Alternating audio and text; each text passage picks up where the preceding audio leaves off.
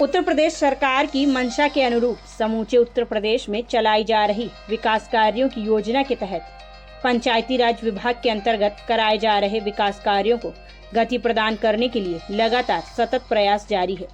जहां पर मुख्यमंत्री योगी आदित्यनाथ के सपनों को साकार करने के लिए खंड विकास अधिकारी धानुपुर धीरेन्द्र कुमार यादव के निर्देशन एवं प्रभारी सहायक विकास अधिकारी पंचायत खेमराज के नेतृत्व में ग्राम प्रधान एवं सचिव लगातार अपने अपने ग्राम सभा में विकास कार्यों को गति प्रदान करने में अहम भूमिका निभाई जा रही है। इसी क्रम में विकास खंड धनुपुर के ग्राम सभा मर्रो में ग्राम प्रधान राकेश कुमार एवं सचिव कुलदीप कुमार द्वारा ग्राम सभा में विकास कार्य तेजी के साथ कराया जा रहा है।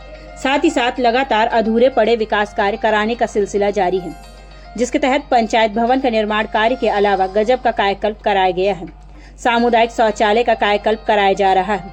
परिषदीय विद्यालय प्रांगण में सौंदर्यीकरण के साथ साथ विद्यालय का जबरदस्त कायाकल्प कराया जा रहा है, जहां पर सन 1902 से चल रहे परिषदीय प्राथमिक विद्यालय में स्वतंत्रता संग्राम सेनानी महानारायण तिवारी एवं अमृतलाल तिवारी ने शिक्षा प्राप्त किया था, जिनकी स्मृति में ग्राम प्रधान द्वारा लाजवाब स्मृति द्वार का निर्माण कार्य कराया गया है।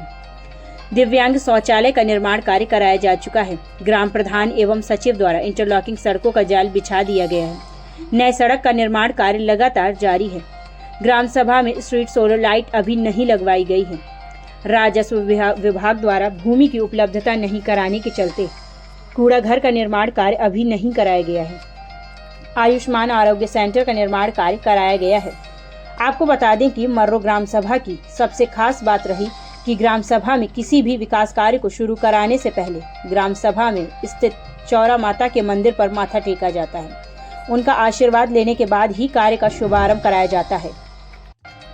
ग्राम प्रधान राकेश कुमार ने बताया कि उनके कार्यकाल में जो भी विकास कार्य कराए गए हैं, उनके अथक परिश्रम का नतीजा है कि उससे ग्रामवासियों को काफी सहूलतें मिल रही हैं।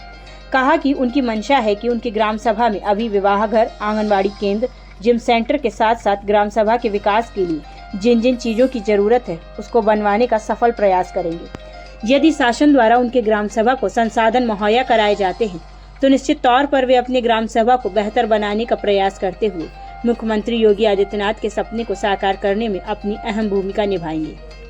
ग्राम प्रधान पंचायत भवन पर बैठकर स्वयं ग्रामवासियों की समस्याओं का निस्तारण कराते हैं। बता दें कि ग्राम सभा में पंचायत सहायक, केयरटेकर एवं सफाई कर्मी समय से पहुंचकर अपनी ड्यूटी निभा रहे हैं।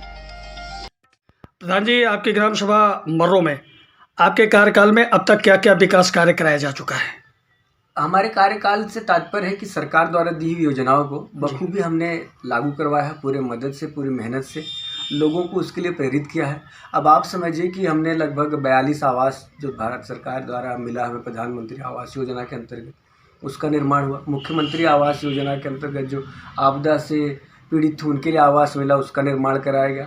आप समझिए कि हमारे गांव में लगभग 76 लोगों से अधिक वृद्धा पेंशन और लगभग 9 से अधिक विधवा पेंशन, और इसके साथ साथ आप देखें तो बहुत सारी जो हमारी असहाय थे किसान सम्मान के लिए 482 लोगों को इकट्ठा किसान सम्मान निधि से लाभान्वित किया जा रहा है। और पिछले सूखा में जहां पानी की बड़ी समस्या थी, जल स्तर नीचे गिर गया था, तो शासन के सहयोग से हम लोग लगभग 25-30 रिबोर भी कराए।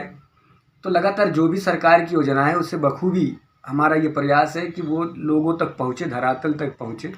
आपने प्रधान जी सड़कों का जाल बिछा दिया है, गांव में सर्वे किया गया है, लेकिन जिधर से भी निकली है लाजवाब सड़कें बनाई हैं, इसको लेकर क्या कहेंगे आप? इसके लिए मैं सरकार को ही जिम्मेदार ठहराऊंगा कि पहले जहां एक प्रधान इंटरलॉकिंग सड़क और या सीमेंटेड रोड बनाने के लिए परेशान हुआ करते थे, सरकार ने ऐसी योजनाएं दी कि प्रधान अब स्वयं गांव का विकास करे और अच्छे से अच्छा इंटरलॉकिंग रोड बनवाए, सीमेंटेड रोड बनाए।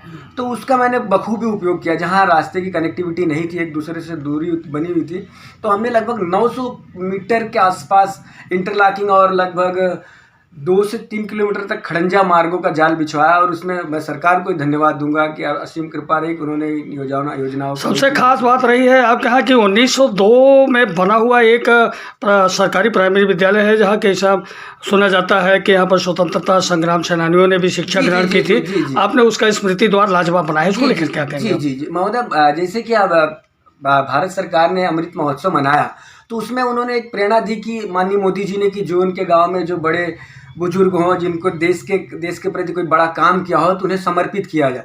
तो मेरे दिमाग में आया कि मेरे यहाँ का विद्यालय 1902 से स्थापित है और मैं भाग्यशाली हूँ कि इस ग्राम सभा के दो महान व्यक्तियों ने स्वतंत्रता संग्राम में हिस्सेदारी ली और वो उसी विद्यालय से पढ़े।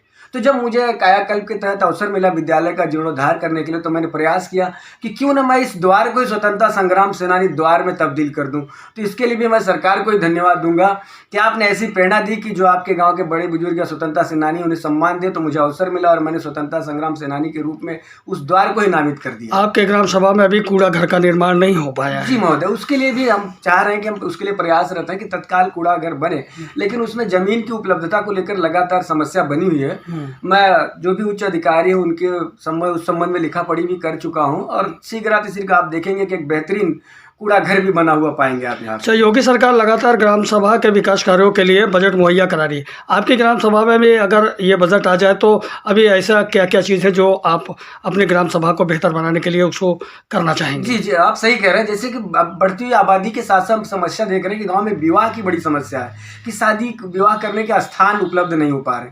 तो अगर सरकार इस ओर ध्यान दे कि विवाह घर बन जाए, जिम बन जाए, जैसे आरोग्य धाम सरकार ने दिया आयुष्मान कार्ड धारकों के लिए, तो वैसे योगा के अंतर्गत हम लोग मनाते हैं जून में जो योग दिवस, उसके लिए अगर कुछ एक भवन मिल जाए कि जहां योग कर सके, लोग जिम कर सकें, तो ज़्यादा बेहतर हो जाएगा। यद्यपि सरकार ने 30% प्रधानों के धन की कटौती भी की है, लेकिन इसके बावजूद भी कार्य हो रहा है और होता रहेगा।